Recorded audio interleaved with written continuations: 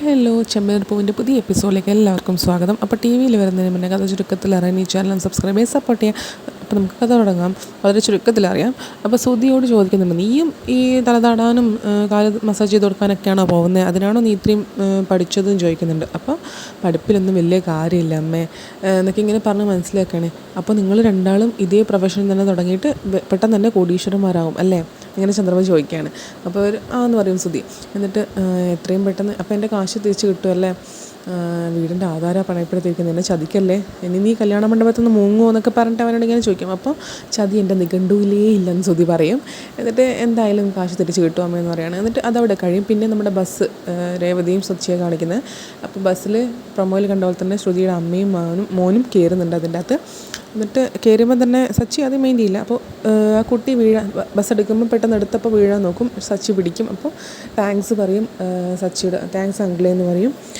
അപ്പോൾ നീയാൾ മിടുക്കനാണല്ലോ, കൊള്ളാലോ എന്നൊക്കെ പറഞ്ഞ് സച്ചി ഇങ്ങനെ അപ്രിഷ്യേറ്റ് ചെയ്യും. എന്നിട്ട് അമ്മയോട് പറയും, ഇവിടെ ഇരുന്നോന്ന് പറയും, രേവതി എടുത്തിരുന്നോന്ന് പറയും.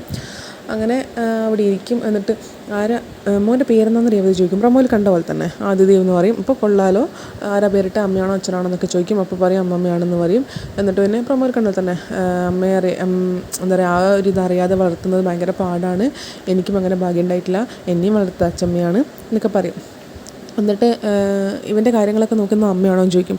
അപ്പോൾ അമ്മ പറയും, ഞാൻ മാത്രമല്ല എൻ്റെ മോളും കൂടെ ഉണ്ട്, പക്ഷേ അവളെപ്പോഴും വീട്ടിലുണ്ടാവില്ല എന്നേ ഉള്ളൂ, പക്ഷേ ഇവൻ്റെ കാര്യങ്ങളൊക്കെ നോക്കുന്നത് അവൾ തന്നെയാണെന്നൊക്കെ ഇങ്ങനെ പറയും. എന്നിട്ട് നിങ്ങൾ ആദ്യമായിട്ട് കല്യാണം കഴിഞ്ഞിട്ട് ആദ്യമായിട്ടാണോ ഇങ്ങോട്ടേക്കൊക്കെ വരുന്നതെന്ന് ചോദിക്കും. എവിടെയാണ് പോകുന്നതെന്ന് ചോദിക്കും. അപ്പോൾ പറയും, എൻ്റെ അച്ഛമ്മയുടെ വീട്ടിലേക്കാണ് പോകുന്നത്, ഞങ്ങളെ കണ്ട് ആദ്യമായിട്ട് കല്യാണം കഴിഞ്ഞെന്നൊക്കെ തോന്നുമോ എന്നൊക്കെ ഇങ്ങനെ സച്ചി ചോദിക്കും. അപ്പോൾ അമ്മ പറയും, പിന്നെ കണ്ടാൽ തന്നെ അറിഞ്ഞൂടെ എന്നൊക്കെ ഇങ്ങനെ പറയാണ്. എന്നിട്ട് ഞാൻ പോകുന്നത് അനിയത്തിയുടെ വീട്ടിലേക്കാണ്, കുടുംബക്ഷേത്രത്തിൽ കുറച്ച് വഴിപാടൊക്കെ കഴിക്കാനുണ്ടെന്നൊക്കെ അവരിങ്ങനെ അങ്ങോട്ട് ഇങ്ങോട്ട് പറയും. ഇവർ അച്ഛമ്മയുടെ വീട്ടിലേക്കാന്ന് പറയും. അങ്ങനെ അതവിടെ കഴിയും.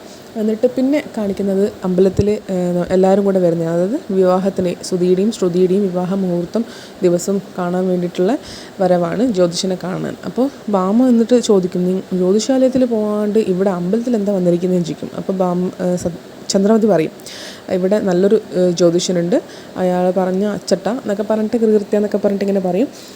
അപ്പോഴേക്കും ശ്രുതിയുടെ വീട്ടുകാരെത്തിയും ചോദിക്കും സുധിയോട്. അപ്പോൾ ശ്രുതി ഇവിടെ എത്തിയിട്ടുണ്ടെന്ന് പറയും. അപ്പോൾ വീണ്ടും നമ്മുടെ അച്ഛൻ ചോദിക്കും, ശ്രുതിയോ, അവളുടെ വീട്ടുകാർ വേണ്ടേ, അച്ഛൻ വരണ്ടേ, ഇങ്ങനെയൊക്കെ കാര്യങ്ങൾ സംസാരിക്കുമ്പോൾ വേണ്ടതെന്ന് അറിയും. ഒബ്വിയസ്ലി അങ്ങനെ ചോദിക്കുമല്ലോ.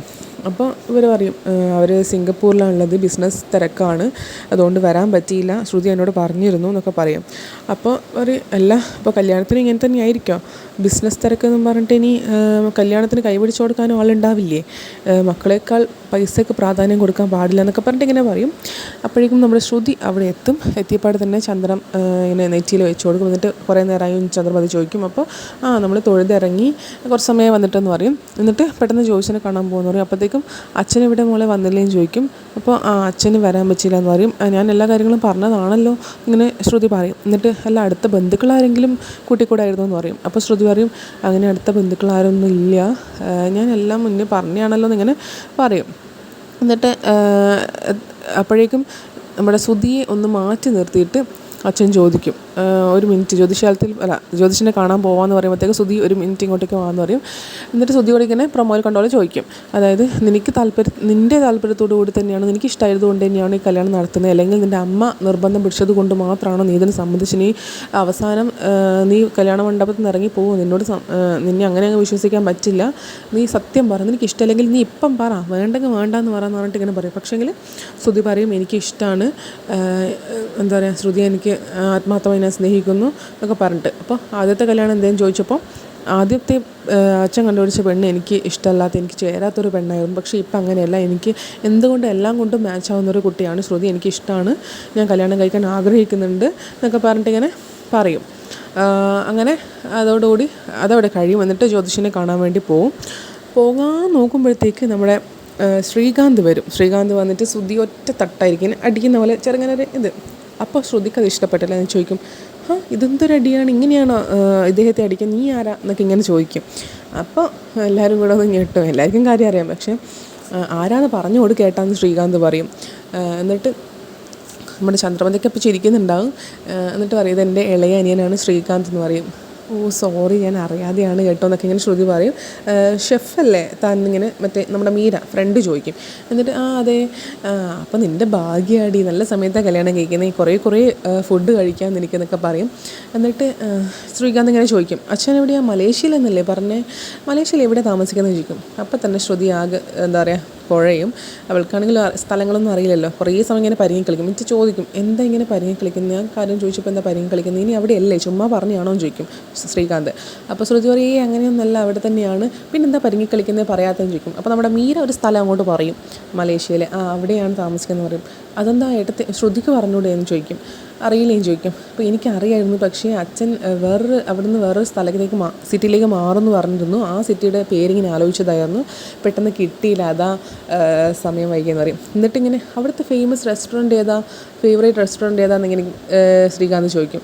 അപ്പോൾ വീണ്ടും അവൾ കുഴഞ്ഞു. അപ്പോഴേക്കും നമ്മുടെ ബാമ ചേച്ചി ഇടയ്ക്ക് കയറി പറയും, നീ എന്താ ഇത് ക്വസ്റ്റ്യൻ ചെയ്യുകയാണോ, എന്താ പറയുക, പരീക്ഷ എഴുതാൻ പോകണമെന്നൊക്കെ പറഞ്ഞിട്ട് അവളെ ക്വസ്റ്റ്യൻ ചെയ്യണമെന്നൊക്കെ ചോദിച്ചിട്ട്, ഇവിടെ കല്യാണം കുറിക്കാനാണ് വന്നത്, ഡേറ്റ് നോക്കാനാണ് വന്നത് എന്നൊക്കെ പറഞ്ഞിട്ട് അതവിടെ കഴിഞ്ഞിട്ട് അങ്ങനെ അവിടെ നിന്ന് പോകും. പക്ഷേ നമ്മുടെ രവി അച്ഛൻ എന്തോ ഒരു സംശയം അതിനിടയ്ക്ക് കുടുങ്ങിയിട്ടുണ്ട്.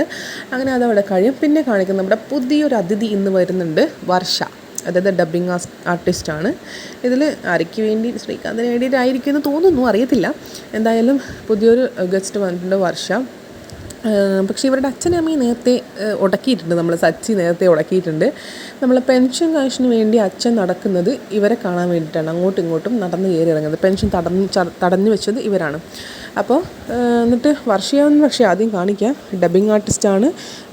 ഇന്നും ലേറ്റായി, സ്കൂട്ടറിലൊരു പറക്കലാണ്, അവൾ പറക്കാന്നൊക്കെ പറഞ്ഞിട്ട് അമ്മയും അച്ഛനും കൂടി സംസാരിക്കുന്നുണ്ട്.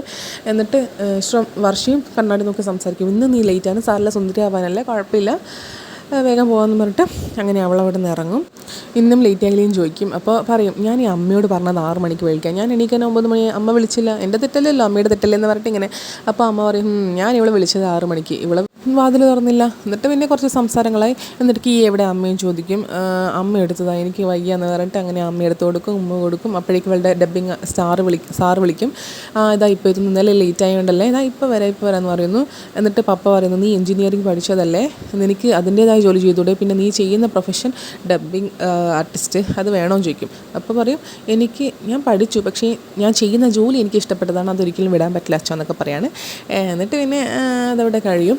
പിന്നെ അവൾ പോകുമ്പോൾ തന്നെയാണ് നമ്മുടെ അച്ഛൻ ഇങ്ങോട്ടേക്ക് കയറി വരും, രവി അച്ഛൻ. പക്ഷേ അവൾ ശ്രദ്ധിക്കില്ല, മുന്നേ കൂടെ തന്നെ എടുത്തു പോകും. എന്നിട്ട് വന്നിട്ടിങ്ങനെ രവീന്ദ്ര വാന്നൊക്കെ പറയും അവർ കണ്ടവർ. എന്നിട്ട് എന്താ കാര്യം ചോദിക്കുമ്പോൾ, അപ്പോൾ എൻ്റെ പെൻഷൻ എന്തിനാ, അപ്പോൾ തടഞ്ഞു വെച്ചും ചോദിക്കും, പെൻഷൻ്റെ കാര്യം ശരിയാക്കാൻ വേണ്ടിയിട്ടാണെന്ന് പറയും. അപ്പോൾ അവർ പറയും, ഒഫീഷ്യലായിട്ടുള്ള കാര്യങ്ങൾ ഓഫീസിൽ വന്ന് സംസാരിക്കണം, വീട്ടിലേക്കല്ല വരേണ്ടതെന്ന് പറയും. അപ്പോൾ ഓഫീസിൽ 2-3 തവണ വന്നിരുന്നു, പക്ഷേ കാണാൻ പറ്റിയില്ല എന്നൊക്കെ ഇങ്ങനെ നമ്മുടെ അച്ഛൻ പറയും. എന്നിട്ട് എനിക്കറിയില്ല, ഞാൻ തടഞ്ഞു വെച്ചിട്ടൊന്നുമില്ല എന്ന് ആദ്യം അവർ പറയും. പക്ഷേങ്കിൽ നമ്മുടെ അവരുടെ വൈഫ് പറയും, എന്തിനാണ് കള്ളം പറയുന്നത്, തടഞ്ഞു വെച്ചത് തന്നെയാണ്, ഞാൻ പറഞ്ഞിട്ടാണ് തടഞ്ഞു വെച്ചതെന്ന് പറയും.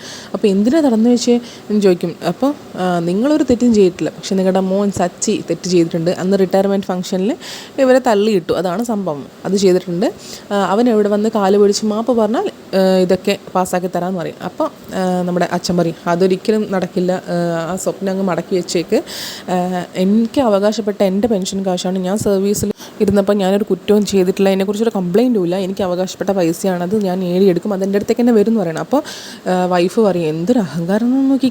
അപ്പോൾ അച്ഛൻ പറയും, അഹങ്കാരത്തിൻ്റെ ഒന്നല്ല, എനിക്ക് അർഹതപ്പെട്ട പൈസയാണ് ഞാൻ പറയുന്നത്, തടഞ്ഞു വെച്ചു പോലും എന്നൊക്കെ പറഞ്ഞിട്ട് ഇങ്ങനെ പറയും. എന്തായാലും എനിക്കത് കിട്ടേണ്ടത് കിട്ടും, ഞാൻ നേടിയെടുക്കും എന്നിങ്ങനെ പറഞ്ഞിട്ട് അച്ഛൻ അങ്ങോട്ടേക്ക് പോകും. അപ്പോൾ വൈഫ് പറയും, ഒരിക്കലും അത് പാസ്സാക്കി കൊടുക്കാൻ പാടില്ല, അനുഭവിക്കട്ടെ എന്ന് പറയാണ്. അങ്ങനെ ഇന്നത്തെ എപ്പിസോഡ് അത്രയേ ഉള്ളൂ.